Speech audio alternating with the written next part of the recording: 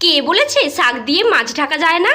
তাই তো আমি আজ বানাবো মৌরালা মাছ দিয়ে পাট শাকের দারুণ এক রান্না। আরে আরে ভাবছো কি, এর জন্য বেশি কিছু না। প্রথমে বড় মশাইকে দিয়ে বাজার থেকে মৌরালা মাছ নিয়েছি। মাছটাকে বেছে লবণ হলুদ দিয়ে মাখিয়ে রেখে দেবো।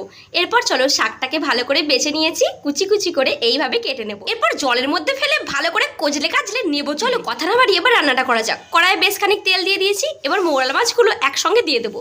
এর ঘাড়ে ওর মাথা পড়লেও অসুবিধা নেই। 10 মিনিট লাল লাল করে ভেজে তুলে নেবো। এরপর ওই তেলের মধ্যেই রসুন, শুকনো লঙ্কা আর কালো জিরে ফোড়ন দিয়ে দেবো কুচিয়ে রাখা পেঁয়াজ। 2 মিনিট নেড়ে ছেড়ে এর মধ্যে দুটো কাঁচা লঙ্কা দিয়ে দেবো, স্বাদ মতো লবণ আর দিয়ে দেবো হলুদ। ব্যাস, পেঁয়াজটা গোল্ডেন ব্রাউন করে ভাজা হয়ে গেলে শাকটাকে মিশিয়ে দেবো। এরপর উল্টে পাল্টে উইদাউট জল দিয়ে ভালো করে ভেজে নেবো। শাকটা 10 মিনিট ভাজা হয়ে গেলে উপর থেকে মৌরালা মাছ ছড়িয়ে দেবো আর দিয়ে দেবো ভেজে রাখা পেঁয়াজ, থুড়ি বেরেস্তা। তাহলেই রেডি মৌরালা মাছ দিয়ে পাট শাকের দারুণ এই রেসিপি। একবার এইভাবে বাড়িতে বানিয়ে খাও, তাহলে বাড়ির সবাই বলতে বাধ্য, জাস্ট ফাটাফাটি।